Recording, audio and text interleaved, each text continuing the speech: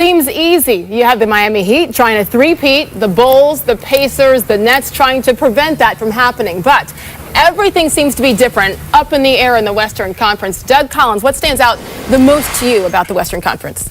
Well, Sage, my top 6 teams in the West, I think they're all flawed. They have a weakness. They're missing a piece, whether it be age, whether it be injury to key players, health, and I think the team that maximizes their strengths and minimizes their weaknesses will come out of the West. My key word for the West is change. Since 1998, only 4, count them, 4 teams have won the West. Lakers 7, Spurs 5, Dallas twice, and OKC once.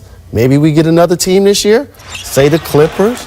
Is Golden State ready to take that next step? Houston added Dwight. But I think when the smoke clears, regular season especially, Spurs will still have the best regular season record in the West. I think I agree with him. I'm watching for trades this year because, as he said, the top 6 have flaws, but you also have 8 or 9 teams that are going to be tanking. And you're going to have this whole class of these veterans who are they're like the 4th or 5th or 6th best player. And that could really swing a team. Like the Clippers need a rebounder. Memphis needs an extra shooter. You go down the line, everybody needs something.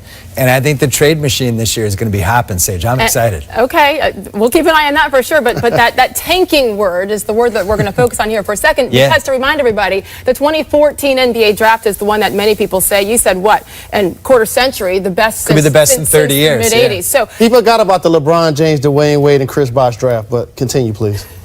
And Carmelo. And Carmelo. But that was it. Remember? That was it. Okay, so Just those 4. as far as flawed, though, Coach Doug Collins, which Yes. team out West is, I guess, the least flawed in your opinion? Well, I'm going to use a word that Greg Popovich uses all the time, corporate knowledge. And I think the Spurs have corporate knowledge, and I think in critical times, their experience and their wisdom will get them Spurs, through. you said Spurs, too. I say the Spurs, too, but the only problem with the Spurs is who's their third big man? We know about Thiago Splitter and Tim Duncan as their starters.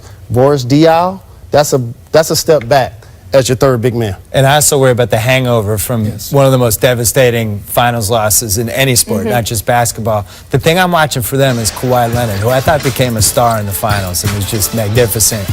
You always talk about the big 3. We throw Manu in there. Manu's done at this point. He's a role player. If Kawhi Leonard becomes an all-star caliber third banana for that team, I think they get back.